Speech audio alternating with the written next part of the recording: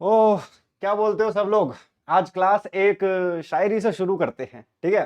तो आप सभी के लिए मैं लिखा है कि जरूरत नहीं है सितारों की, जरूरत नहीं है तारों की, बच्चे ऐसे चाहिए जो वाट लगा दे हजारों की। बिल्कुल भाई, वाट लगानी जरूरी है क्योंकि कंपटीशन में सबकी वाट लगाओगे तभी टॉप करोगे, ठीक है। चलो तो बकवास साइड में रख के आज क्या लेकर आया हूं मैं आप लोगों के लिए क्लास 10th से। सबसे पहला चैप्टर है हमारे पास केमिकल रिएक्शन एंड इक्वेशन। देखो, अब हम लोगों को पता है कि केमिस्ट्री में बहुत सारी रिएक्शंस होती है ना।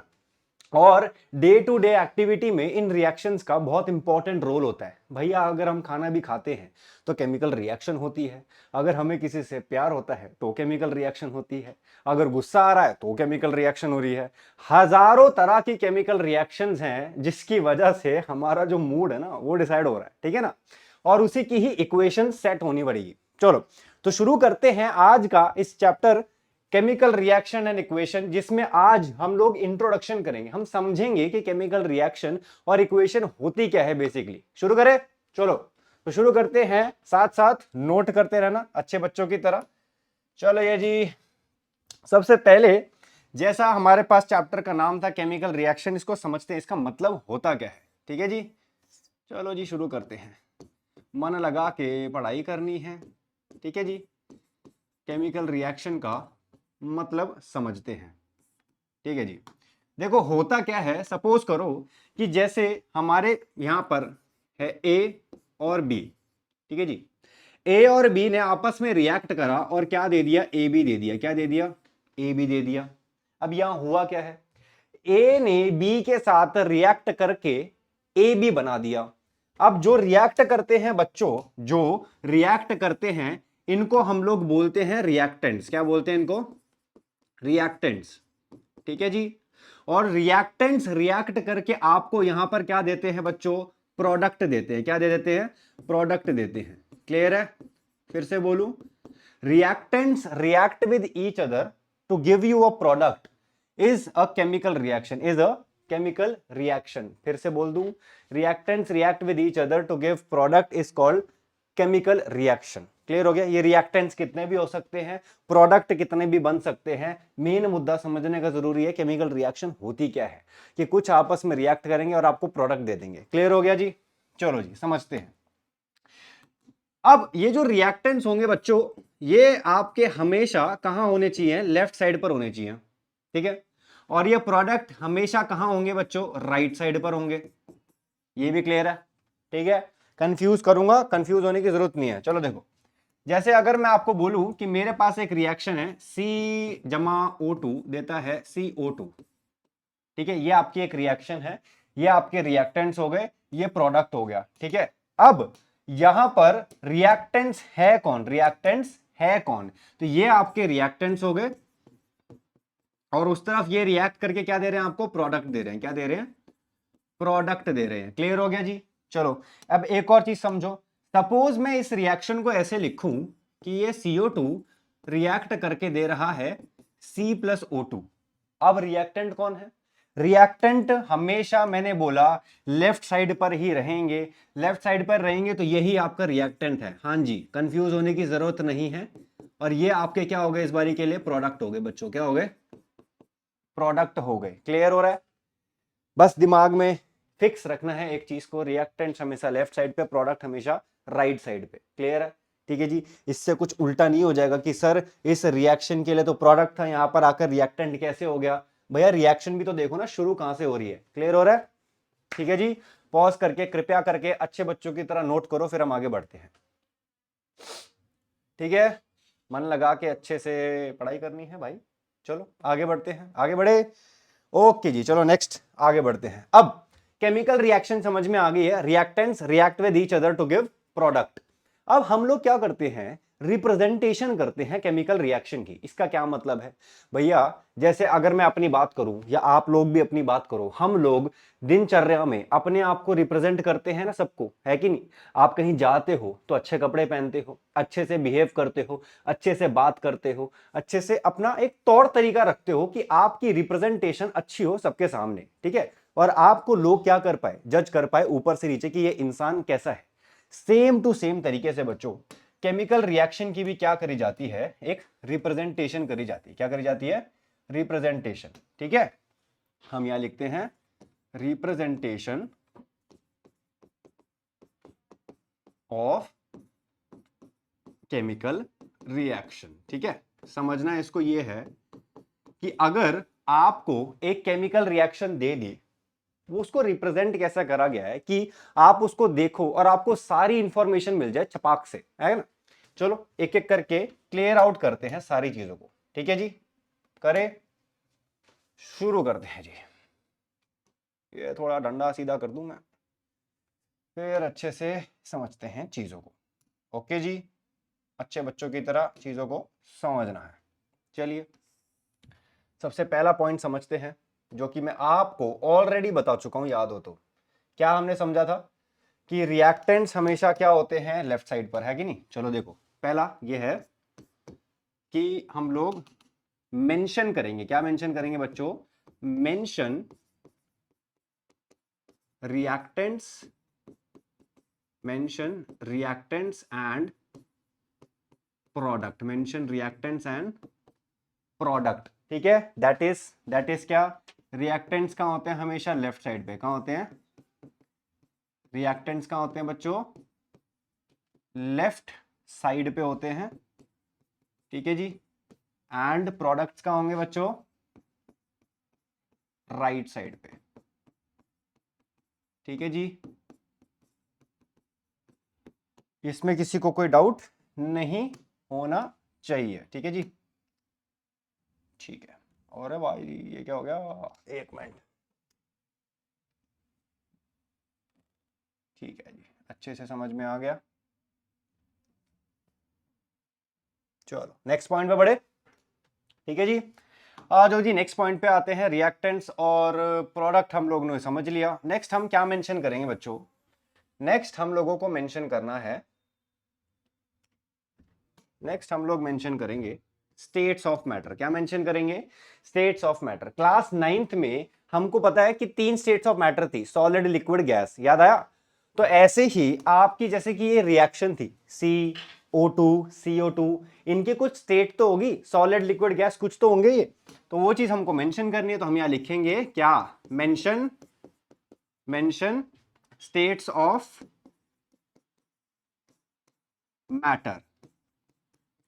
ठीक है जी, दैट इज कौन कौन सी होती है? सॉलिड हो गई, ओ जी लिक्विड हो गई, ओ जी गैस भी हो गई, एंड एक और हम याद करेंगे आज, क्या है उसको हम ज्ञान देंगे, एक्वस। क्या देंगे? Aqueous state. ठीक है जी, क्लियर हो गया जी। तो सॉलिड, लिक्विड, गैस में कोई दिक्कत नहीं है, इस एक्वस को थोड़ा पेल देता हूं ज्ञान। ठीक है, क्या मतलब होता है एक्वस का? यहां पर देखो, अगर आप कोई भी चीज को पानी में क्या कर दो बच्चों, मिक्स कर दो। सपोज जैसे आपके पास चीनी है, चीनी की स्टेट क्या होती है? चीनी की स्टेट होती है सॉलिड। बट पानी में मिक्स होने के बाद क्या वो सॉलिड रही? नहीं, वो क्या बन गई? एक्वस बन गई। ऐसे ही सपोज करो कि मेरे पास है नमक। नमक पहले क्या होता है? सॉलिड होता है। उसको मैंने पानी में मिक्स कर दिया, मिक्स करने के बाद क्या वो दिखता है? क्या वो सॉलिड है? नहीं, क्या बन चुका है वो? एक्वस स्टेट में आ चुका है बच्चों। क्या आ चुका है? एक्वस स्टेट में।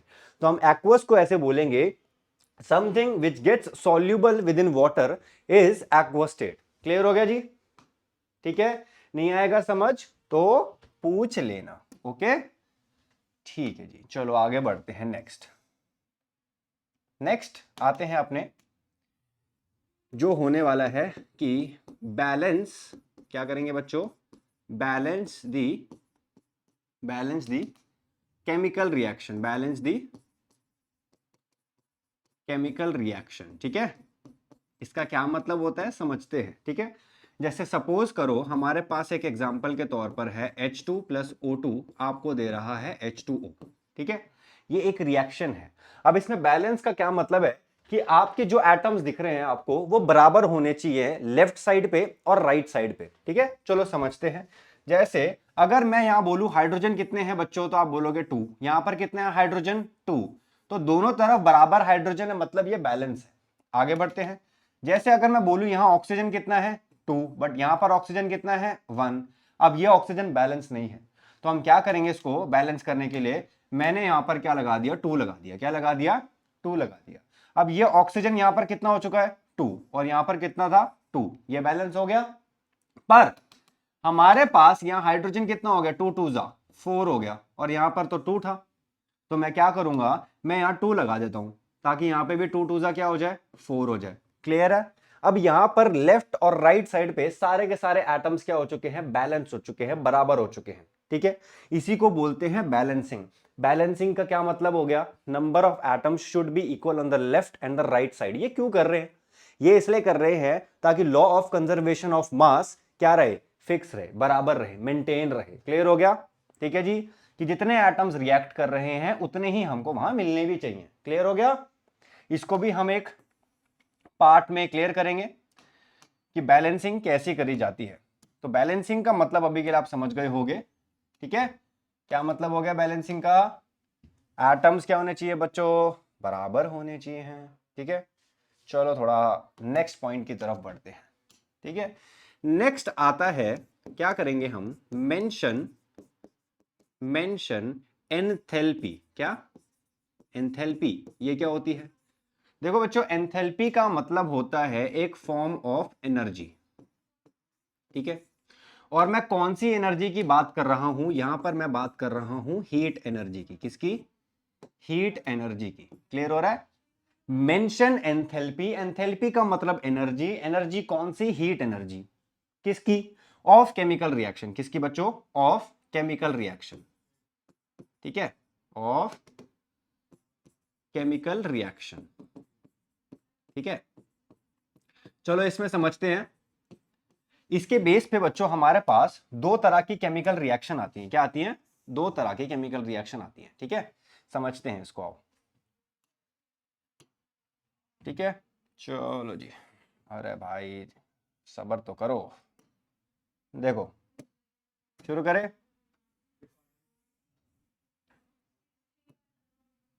देखो, एंथैल्पी के बेस पे बच्चों हमारे पास दो रिएक्शंस आएंगी। ठीक है, पहला पहला आती है हमारे पास एक्सोथर्मिक रिएक्शन। क्या आती है, एक्सोथर्मिक रिएक्शन।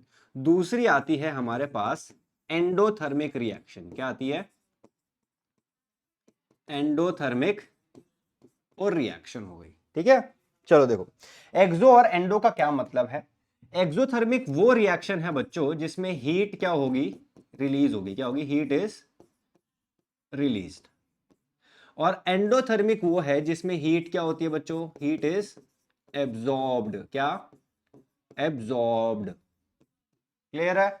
चलो समझते हैं, मैंने क्या बोला, अभी हम रिप्रेजेंटेशन कर रहे हैं, हमको यह बताना पड़ता है कि केमिकल रिएक्शन कौन सी तरह की है, एनर्जी के बेस पे, हीट के बेस पे। तो हीट अगर निकलती है तो एक्सोथर्मिक रिएक्शन, हीट अगर लग रही है तो एंडोथर्मिक रिएक्शन। एग्जांपल से समझते हैं, जैसे सपोज आपको कॉफी या चाय कुछ भी पसंद होगी, है ना, तो गरम गरम आपने चाय बना के रख ली और आपको कुछ काम आ गया, आपने वो चाय छोड़ दी। जैसी थोड़ी देर बाद आए वो चाय ठंडी हो गई। ठंडी हो गई तो कैसे होगी, मतलब उसकी जो हीट थी चाय की वो निकल गई, ठंडी हो गई। मतलब वहां पर क्या हुआ, एक्सोथर्मिक रिएक्शन हुआ, उस सिस्टम से हीट निकल गई सराउंडिंग में। क्लियर है, तो वो एक्सोथर्मिक हो गई। अब आपको तो गर्म चाय या गर्म कॉफी पीने का मन है, तो आपने क्या करा, उसको फिर से गर्म करा।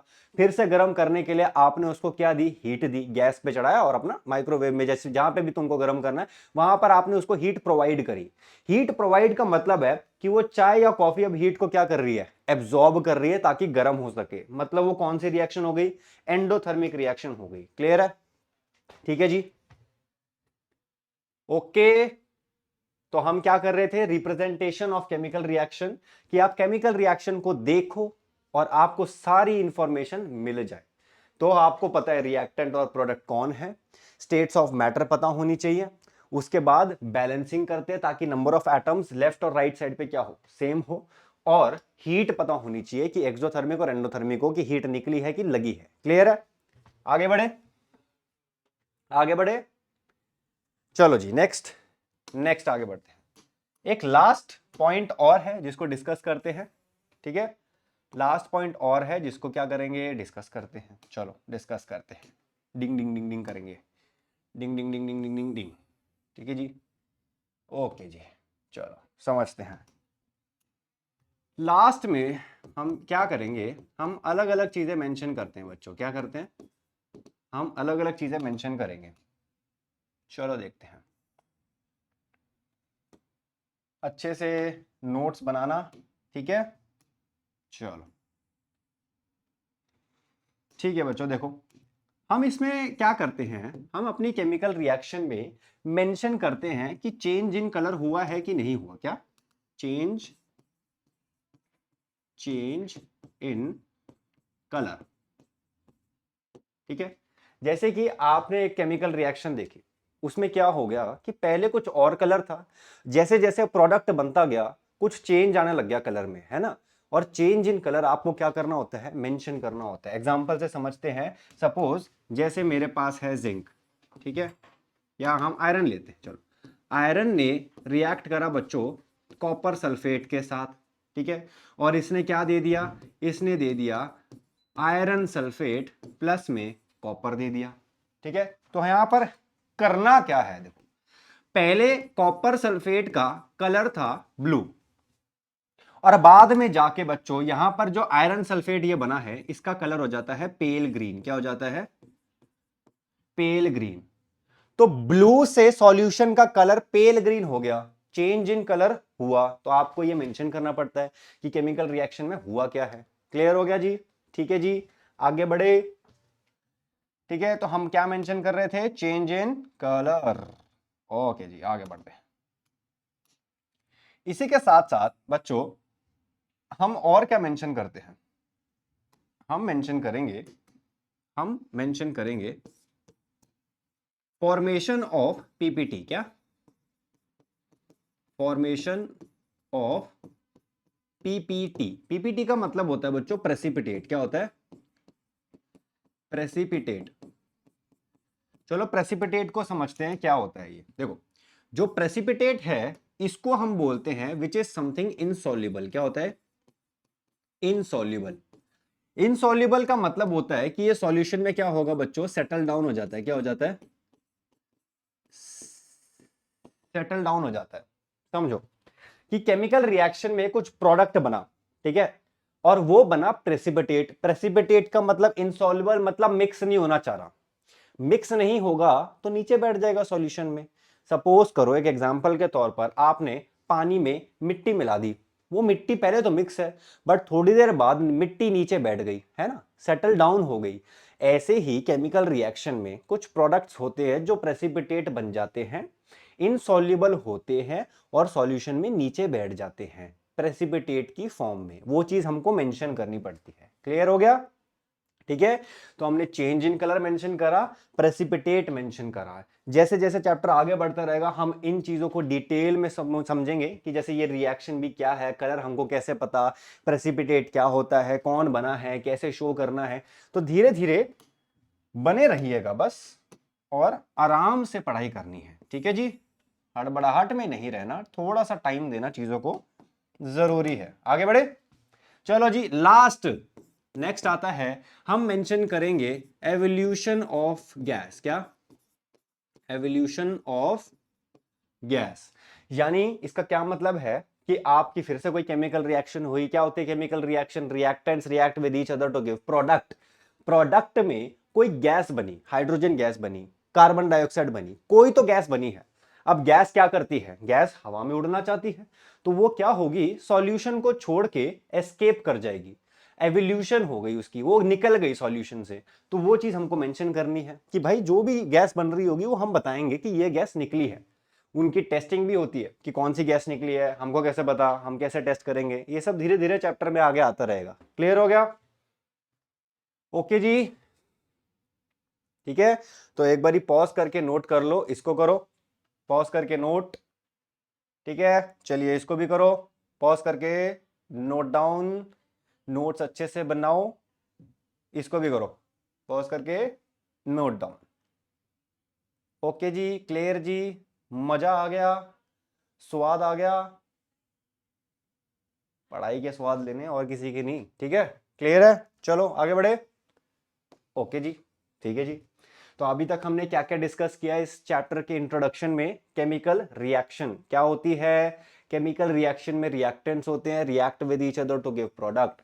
Reactants always on left side, product always on right side, ठीक है।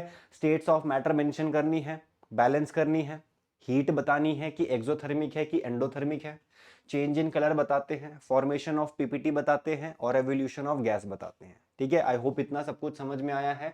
कमेंट सेक्शन में प्लीज अपने क्वेश्चंस पुट करना अगर कुछ चीज नहीं समझ में आती है तो, ठीक है। ओके जी, चलो वापस आते हैं थोड़ा सा। अब हमने अपने चैप्टर में केमिकल रिएक्शन को समझ लिया, ठीक है। एक छोटू सा इक्वेशन भी समझ लेते हैं, इसका क्या मतलब होता है। चलो आओ आते हैं अपने वापस केमिकल इक्वेशन पे, केमिकल इक्वेशन को समझते हैं, ठीक है। चलो देखो, केमिकल इक्वेशन, देखो इक्वेशन का बच्चों मतलब क्या होता है। मैथ्स तो पढ़ते हैं, नहीं पढ़ते तो मतलब समझ में आता है कि मजा नहीं आ रहा, पर पढ़ना तो पड़ेगा। तो देखो इक्वेशन का क्या समझ में आता है मतलब, अगर आपको कुछ ऐसे लिखा है x plus y is equals to 2, कुछ तो लिख दिया ऐसे करके, है ना, कि x प्लस में y करके 2 मिल रहा है, तो इसको क्या बोलते हैं, इक्वेशन है। एक इक्वेट करके कुछ वैल्यू आ रही है। इन अ सेम वे हम अपनी केमिकल रिएक्शन जो होती है उसको बच्चों इक्वेशन की फॉर्म में लिखते हैं। अब हमको कैसे पता कि इक्वेशन है, देखो इक्वेशन में क्या होता है, सिंबल्स का यूज होता है ना। जैसे मैंने आपको लिखा था ना यहाँ पर x प्लस वाई, तो यहाँ समझ में क्या आ रहा है, इक्वेशन क्यों बोल रहा हूं मैं, क्योंकि यहाँ बीच में क्या है, प्लस है, इसका समझ में आ रहा है कि ये दोनों ऐड हो रहे हैं। चलो इक्वल टू में मैंने लिखा 2, तो ये भी क्या है, एक सिंबल है इक्वल टू। तो बेसिकली इक्वेशन तब बनती है जिसमें हम सिंबल्स यूज करते हैं, plus arrow, up arrow, down arrow, कुछ कुछ करके, जिससे एक इक्वेशन फॉर्म हो जाएगी। क्लियर हो गया, ठीक है। तो केमिकल रिएक्शन जो होती है उसको इक्वेशन की फॉर्म में लिखते हैं, समझे। चलो देखो ये दो तरह की होती है बच्चों, क्या, दो तरह की होती है हमारी केमिकल इक्वेशन, ठीक है। समझते हैं इसको। देखो पहली होती है हमारे पास वर्ड इक्वेशन, क्या होती है, वर्ड इक्वेशन। और दूसरी होती है हमारे पास सिंबॉलिक इक्वेशन, क्या होती है, सिंबॉलिक इक्वेशन। ओके जी, चलो समझते हैं इसको। देखो सपोज आपको एक रिएक्शन लिख के दे दी, जैसे आपको लिखा यहां पर ऐसे लिख दिया, मैग्नीशियम, ठीक है, plus oxygen gives magnesium oxide. क्या दे दिया बच्चों इसने आपको, मैग्नीशियम ऑक्साइड, है ना। तो ये हो गई वर्ड इक्वेशन। वर्ड इक्वेशन में हम जो एटम्स होते हैं उनका प्रॉपर नाम लिखते हैं एक वर्ड फॉर्म में, कि हमको देख के समझ में आए कि अच्छा ठीक है, मैग्नीशियम ऑक्सीजन के साथ रिएक्ट करके ये प्रोडक्ट दे रहा है। अब इसका सिंबॉलिक इक्वेशन क्या होगा, मतलब उसमें हम सिंबल्स लिखेंगे। जैसे मैग्नीशियम का सिंबल क्या होता है, Mg, है ना। फिर आगे ऑक्सीजन का सिंबल क्या होता है, O2, और आगे मैग्नीशियम ऑक्साइड होता है बच्चों MgO। क्लियर हो रहा है। ये आपकी दो तरह की इक्वेशन होती हैं। वर्ड इक्वेशन में हम एटम्स का नाम लिखते हैं, सिंबॉलिक में सिंबल लिखते हैं। क्लियर हो गया। और इक्वेशन की फॉर्म में समझ में आ रहा है कि भाई ये दोनों आपस में क्या हो रहे हैं, ऐड हो रहे हैं, और इस एरो से समझ में आ रहा है कि ये बन रहा है। ये आपकी इक्वेशन ऐसे बनाई जाती है। क्लियर हो गया, ठीक है जी। घबराने की जरूरत नहीं है, पेपर में क्वेश्चन आएंगे ऐसी ऐसी छाप के दे देगा, उसको बोलेगा इसका सिंबॉलिक लिखो, कैसे फॉर्मूला बनेगा, मैग्नीशियम ऑक्साइड MgO क्या होता है, ये सब समझेंगे अच्छे से, ठीक है। क्लियर हो गया जी, ठीक है। पॉज करके इसको भी नोट डाउन कर लो, चलो ठीक है, क्लियर, ठीक है जी। चलिए, तो इसी के साथ आज का ये लेक्चर हम यहीं पे समाप्त करते हैं। आज के इस लेक्चर में इंट्रोडक्शन हमने इस चैप्टर के लिए कवर कर लिया है। आई होप आपको समझ में आया है। जितना हो सकता है इसको शेयर करो, अपने दोस्तों तक फैला दो ये हवा, है ना। और शायरी को भी बताना लोगों को, ठीक है, जितना हो सकता है, ठीक है। तो चलिए आज का ये लेक्चर हम यहीं पे समाप्त करते हैं, और अपना ध्यान रखिए, अपने घर वालों का ध्यान रखिए। मिलते हैं हम नेक्स्ट लेक्चर में।